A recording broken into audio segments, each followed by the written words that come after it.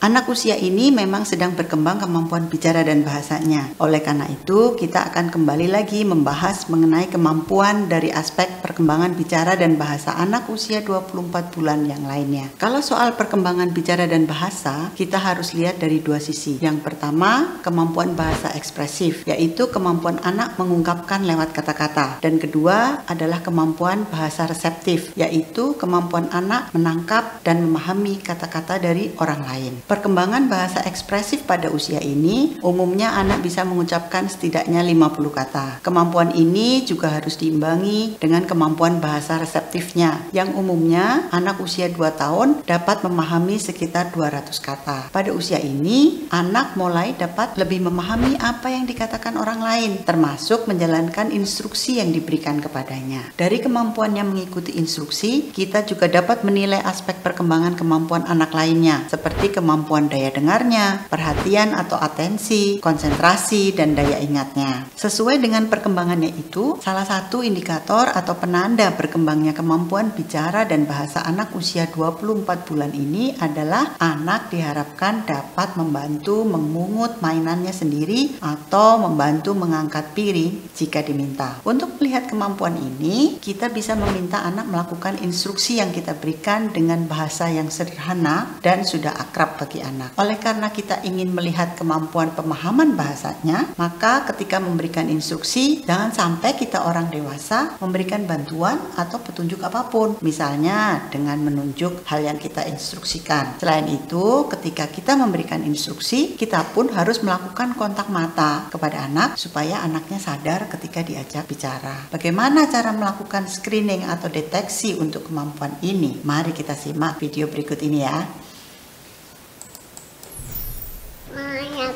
Mau ulap? Mau ulap? Nih, sekarang ulap. Nih, ini. Ketika memberikan instruksi pada anak, orang dewasa harus memastikan bahwa anak sedang memperhatikannya. Apabila anak sedang sibuk sendiri atau memperhatikan hal lain, tarik dulu perhatian anak sebelum memberikan instruksi. Hal ini penting untuk memastikan bahwa anak sedang fokus pada kita dan sedang tidak teralihkan oleh hal lain. Setelah anak fokus pada kita, berikan instruksi dengan bahasa yang singkat, jelas, dan akrab bagi anak. Nih, sekarang mau masukin. Ayo. Pastikan suara dan ucapan kita jelas sehingga anak dapat mendengar instruksi yang diberikan orang dewasa dengan baik. Bila saat diberikan instruksi, anak tidak langsung merespon, seperti contoh di video tadi, berikan anak waktu untuk menyerap terlebih dahulu. Bila setelah beberapa saat anak tetap belum merespon, coba ulangi instruksi sekali lagi dan kembali tunggu sesaat. Oleh karena kegiatan ini kita tujukan untuk melakukan deteksi, maka kita diharapkan tidak memberikan bantuan pada anak. Berbeda bila kita dalam tujuan memberikan stimulasi pada anak, maka kita harus memberikan bantuan. Lagi masukin. Semuanya masukin. Pada video ini, anak terlihat sudah paham dengan instruksi yang diberikan. Hal ini tampak dari tanpa ditunjuk dan hanya dengan instruksi lisan, anak bisa melakukan sesuai instruksi.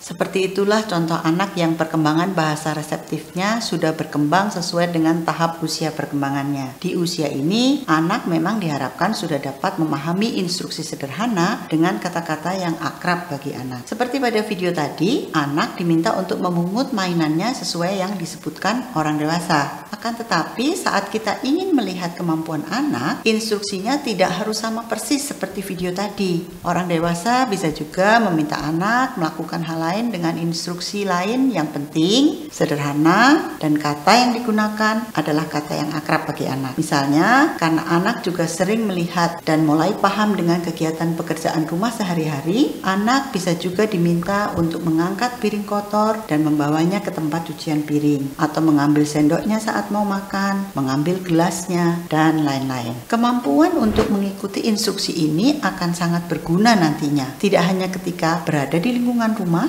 namun juga ketika anak berada dalam lingkungan sosial, terlebih di lingkungan sekolah. Jika anak memiliki kesulitan memahami instruksi, tentunya hal ini akan berpengaruh pada kemampuannya untuk mengerjakan dan menyelesaikan tugas-tugas nantinya. Apabila pada usia ini anak masih terlihat belum memahami instruksi sederhana yang diberikan, ada baiknya orang tua disarankan untuk terus memantau perkembangan anaknya, berkonsultasi dengan ahli, dan juga tetap melakukan stimulasi seperti yang akan saya bahas selanjutnya.